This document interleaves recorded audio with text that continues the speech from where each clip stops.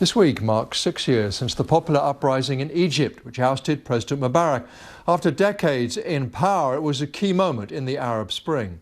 The current leader, Abdel Fattah al-Sisi, seized power in a military coup and was elected president 10 months later. He's now fighting an Islamist insurgency.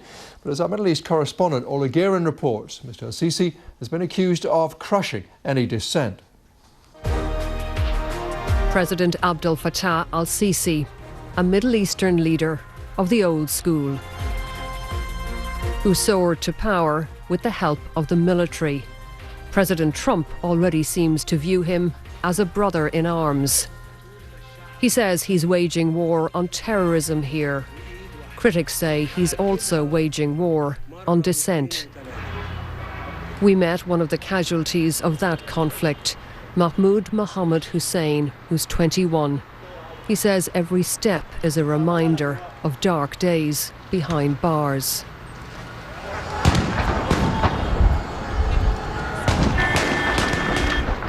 Here's what can happen to those who oppose the president. Police firing on unarmed demonstrators with live rounds. This was the anniversary of the revolution 3 years ago, the day of Mahmoud's arrest. He says he was on the streets to celebrate the revolution, not to protest.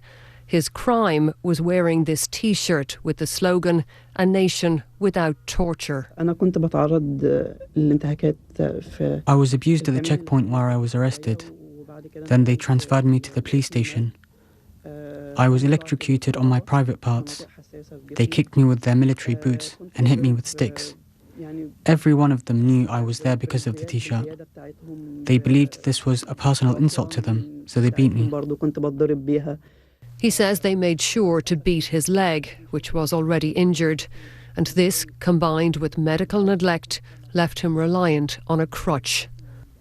Mahmoud was charged with attending a banned protest and joining a terrorist group, which he denies. He was held without trial for over 2 years. Since his release, he has received death threats, but he refuses to be silenced. In Egypt, my rights and the rights of thousands of others like me are violated just for dreaming or hoping for freedom. Their destiny is prison or death. That's not going to stop me from speaking out or caring for thousands like me. Mahmoud seeks refuge in Drawing. The authorities deny there's systematic torture here, but say there may be individual cases. He says he and others will keep trying to craft a better future for Egypt. Orla Guerin, BBC News, Cairo.